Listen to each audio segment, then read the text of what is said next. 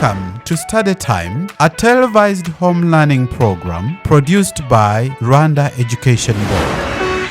Hello, Senior 4 Chemistry students. Welcome back. Alan is my name, still interacting with you in chemistry lessons. I hope you're fine. So we are concluding up our Unit 15, which is about factors affecting chemical equilibrium, and that is the subtopic of chemical equilibrium.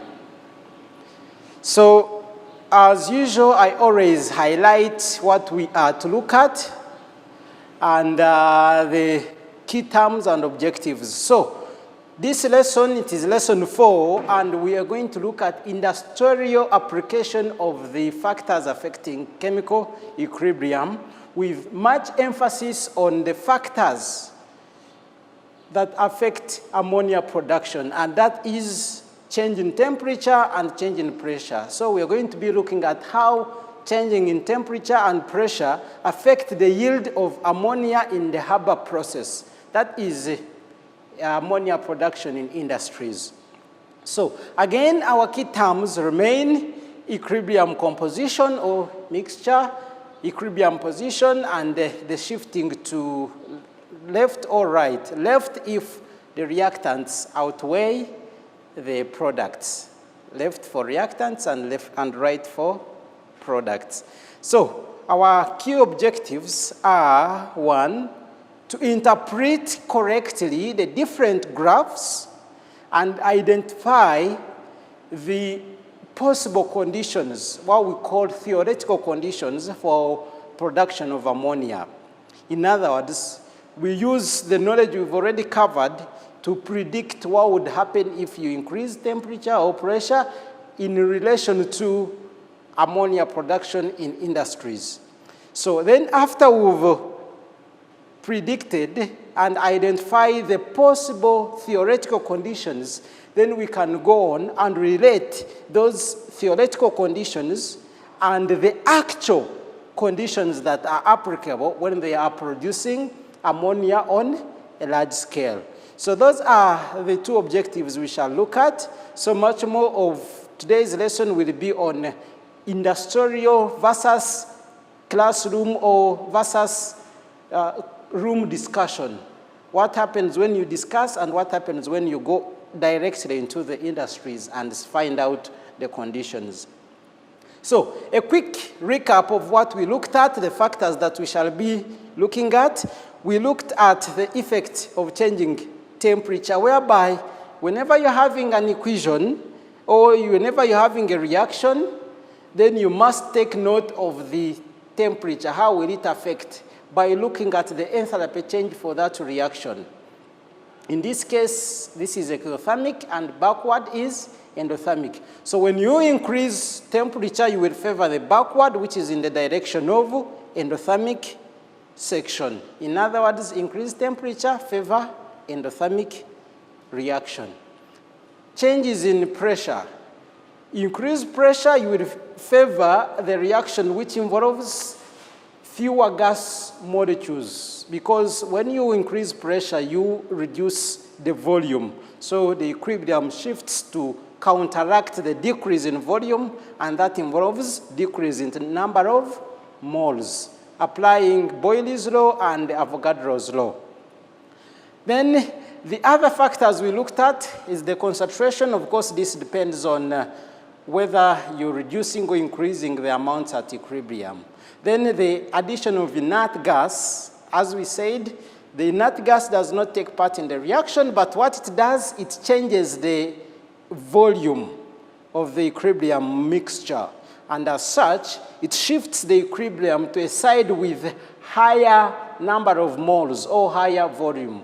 Remember comparing Avogadro's together with Boyle's. Then we can get the principle that the number of moles occupied by, the volume occupied by a gas is directly proportional to the number of moles present, provided temperature and pressure remain constant. Then we ended on by looking at the catalyst, where we said basically the catalyst does not affect the position of equilibrium because it increases both sides equally. And at the same time, it does not affect the magnitude of the equilibrium mixture, but it only makes the equilibrium to be attained very, very fast. It simply increases the rate of attainment of equilibrium. It does not affect the position and even the amounts. So those are the factors we looked at, each in its own case. If you missed either of the lessons, I would implore you to refer into those lessons, lesson 1, 2, and 3, and make sure you catch up, you don't miss anything.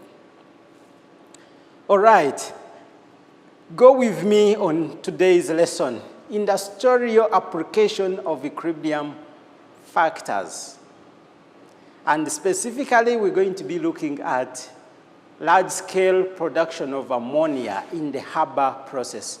When we say large-scale production of ammonia, yes, I'm pretty sure the word ammonia or the liquid ammonia at this stage of senior 4, you have gotten in interaction with the ammonia either as a gas in the chemical reactions or ammonia as solution for qualitative analysis. That is on a small scale. You use a few milliliters of ammonia. But normally, ammonia is produced on large scale for production of fertilizers, like ammonium phosphate, even to be used as an explosive. In World War I and II, ammonia was being used as an explosive in the war. Or it can be used in many other aspects. I've even mentioned of the lab activities, qualitative analysis, or quantitative analysis for acid-base reaction. So we use ammonia now and again. Even in some of the materials we use in cleaning, like the Windex for cleaning the windows, it has ammonia. So we use ammonia now and again, meaning it has to be produced in large amounts.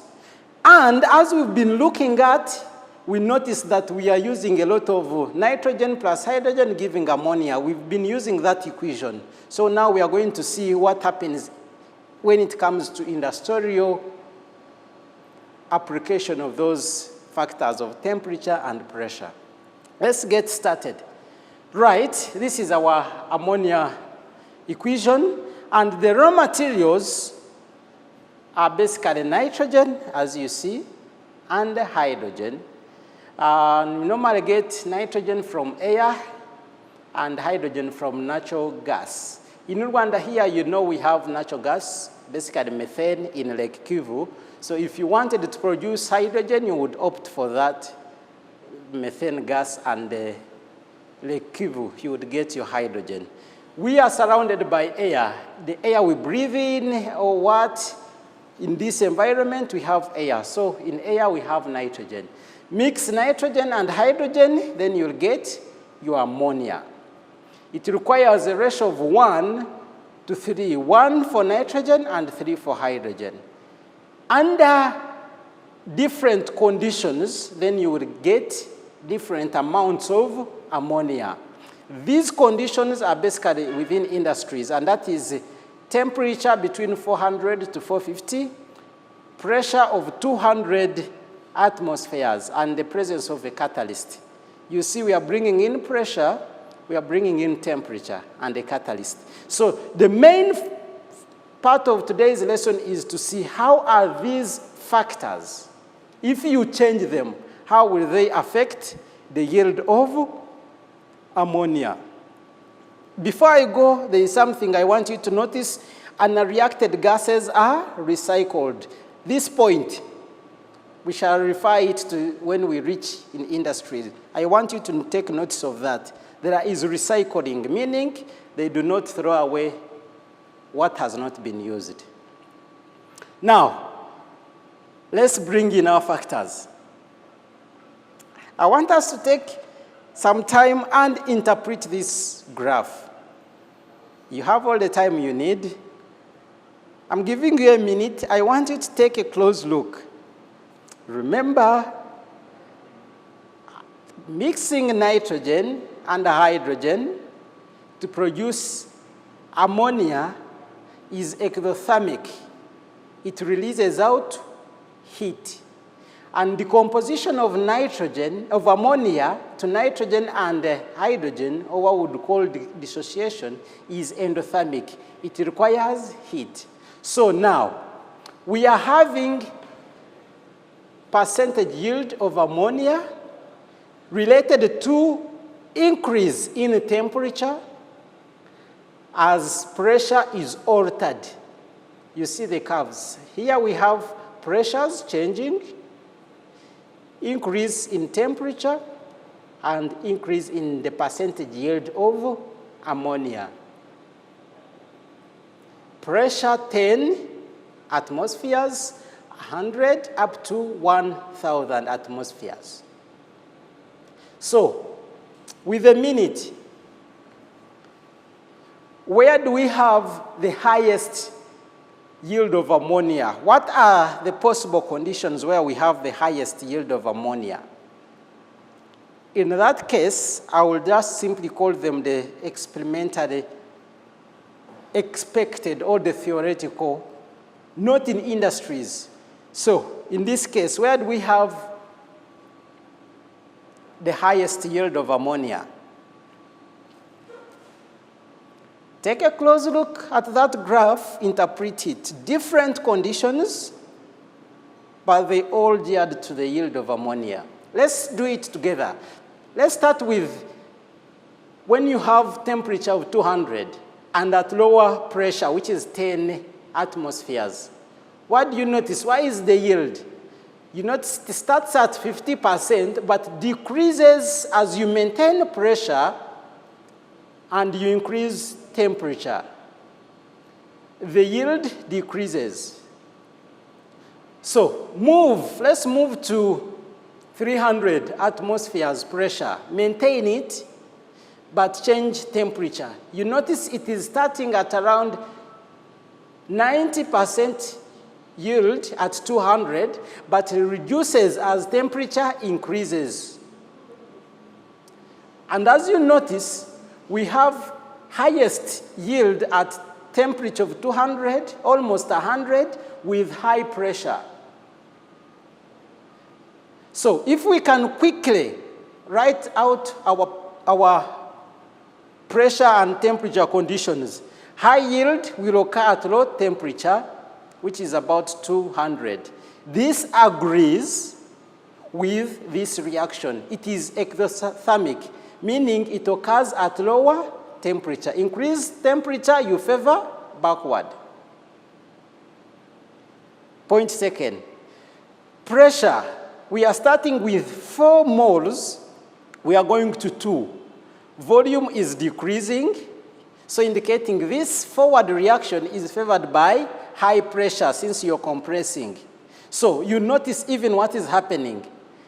At high pressure, about 1,000 atmospheres, we have the possible highest yield.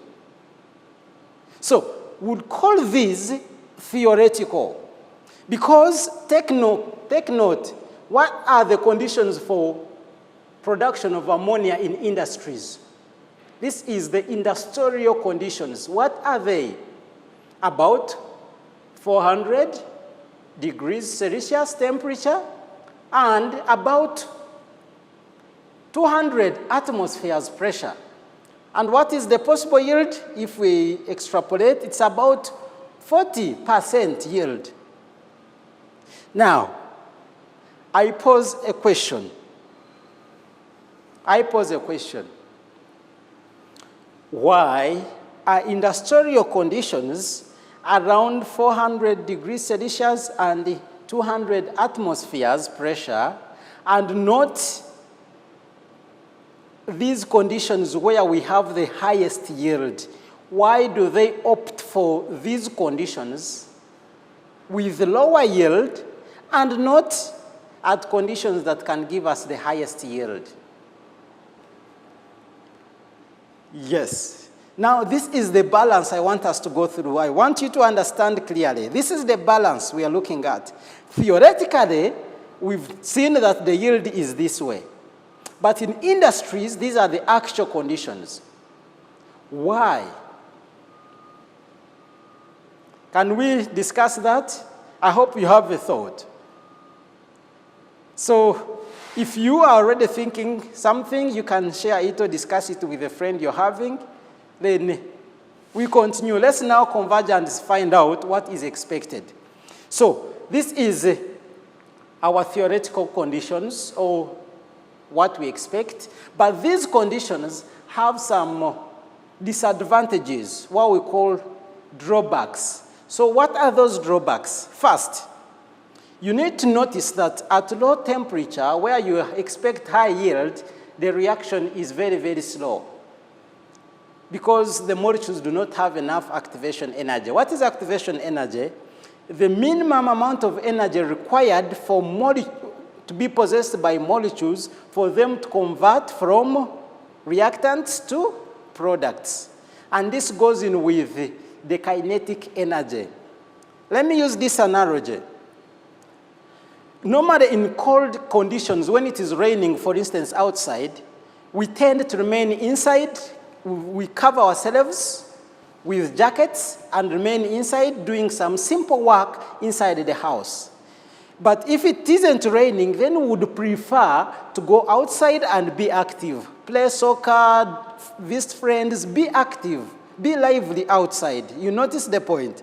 But because it is cold outside, we tend to remain less active. The same applies to reactions. When the temperature for the reacting system is low, the molecules do not have that enough activation energy, enough kinetic energy for them to move and collide up with each other for them to form products. So at lower temperature, the reaction is very, very slow. You wouldn't yield a lot. Theoretically, we've seen it would work, but it wouldn't yield a lot because the molecules do not have enough activation energy. That's one. Let's look at pressure. Pressure comes with a few things. One, safety issues and economic implications. When we talk of safety issues, we're looking at a bigger picture. Suppose you've concentrated your nitrogen and hydrogen at a high pressure, and you've produced your ammonia in high amounts, and there is a leakage. Fuel in a system and the containers break. What happens when you expose that high amount of ammonia in the environment? What happens when you expose that amount of hydrogen, which is relatively explosive, in the environment? So you have to also think about the safety issues. Leave alone the safety issues. Even with high pressure, you require initial installment of equipment which can withstand that high pressure. And in that case, you require the chromium installations.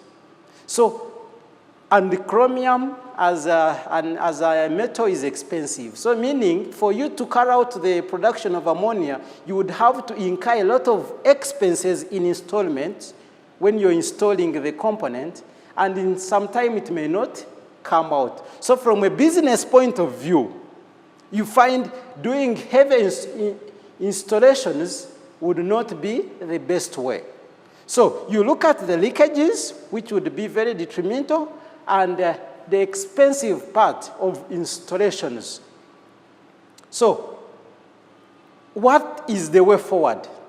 After you've seen low temperature, reaction is low. High pressure has its own disadvantages. So what do we do? What is the way forward? The solution is compromising. So the scientists had to sit and say, let's compromise. Yes, we know we can get over 97% or 100% yield of ammonia at low temperature of 200 and high pressure of 1,000. But remember those other disadvantages. What about we run around and lower the pressure, but increase the temperature? So in industries, they opt for temperature of between 400 and 450 and the pressure of 200, atmospheres because of two reasons. One, with the higher, a relatively higher temperature, the molecules have high activation energy, so the reaction is going to be relatively faster. With lower pressure, yes, so they do not have to incur installation of expensive materials. But remember, the yield is low, about 30% yield. But with this lower yield, do you know what happens next?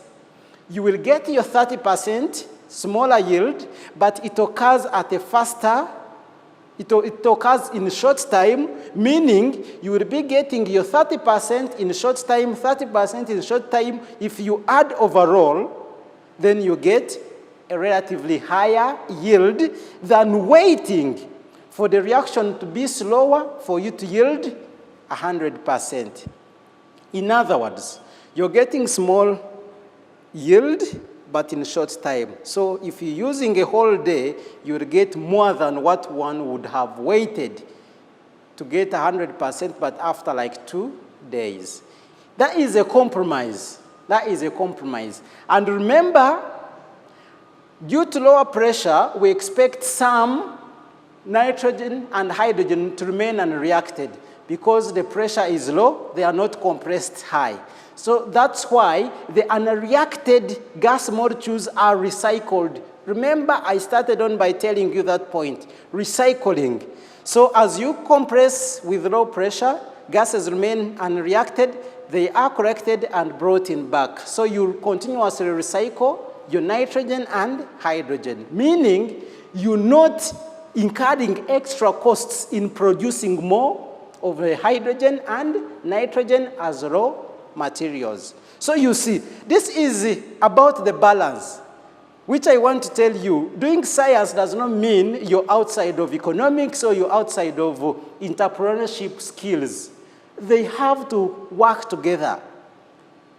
So do not just go into the books and say, me, I take chemistry, I only read chemistry alone. No, you also need that knowledge of business, that knowledge of entrepreneurship to balance up. So as when you come out as a scientist, you're not only looking at the chemistry molecules, but you also have the balance. So that is what we can look at when it comes to equilibrium, the chemical equilibrium and the factors that affect chemical equilibrium. They are actually applicable. Theoretically, you may think of that, but when it comes to industries, you have to involve a lot of it, but you do not leave out your theoretical knowledge. So, on that point, I want us to quickly go through this exercise, which I left you in lesson 3. I want us to correct it as we conclude up this unit. So, we had this question at 25 degrees Celsius and 10 atmospheres, the conversion of ammonia is 5%.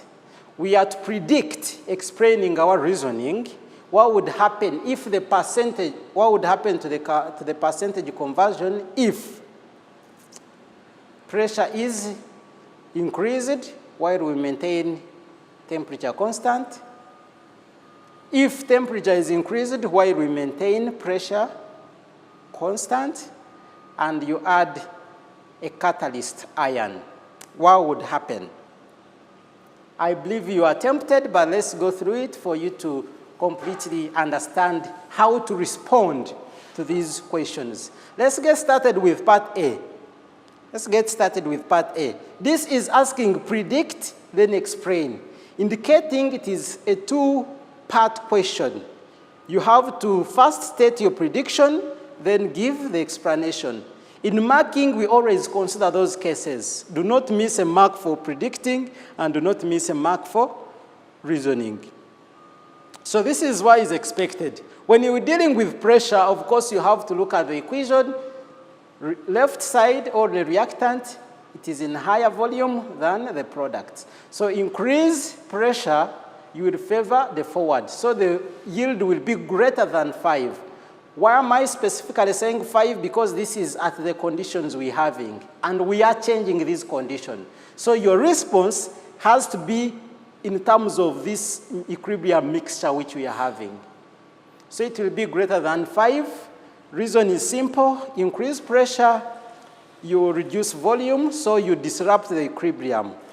To counteract the decrease in volume, then more of ammonia, which is in lower moles, will be produced. That's first. Part B, what would happen if temperature is increased? Of course, as you notice this value, this sign has to direct you. So with this sign, it indicates the forward is exothermic, the backward is endothermic. And as such, increase temperature, you're favoring backward reaction. So the conversion will change, will be lower than 5%. Because the backward reaction is favored, and so you'll have more of nitrogen and hydrogen at equilibrium, since ammonia will dissociate because of high temperature. And lastly, if you add iron as a catalyst. Remember, a catalyst does not affect, one, the position of equilibrium, and the amounts at equilibrium. What it does, it only increases the attainment of equilibrium and the attainment of the equilibrium composition. So in this case, they will remain 5%. There will be no decrease or increase, but it will be attained in a shorter time. So you see how you can quickly go through these questions. Just take a few principles. Take just those principles, then the chemical equilibrium becomes enjoyable, isn't it? And as usual, I have to leave you with the exercise. This is equally like what we've just discussed. That is exercise 4, and that ends up the unit 15. You will find more of the chemical equilibrium in Form 6 when we're dealing at quantitative. This has been qualitative, looking at the factors, but you're going to look at quantitative in terms of the quantities. Exactly how does temperature affect the chemical equilibrium, but in terms of quantities, unlike this which has been in the descriptions. So that is the exercise. It is just simply about the industrial conditions. You see, the same question I asked you, now I brought it for your review, and this is just a trigger for you, and one large-scale use of ammonia. Please go through that.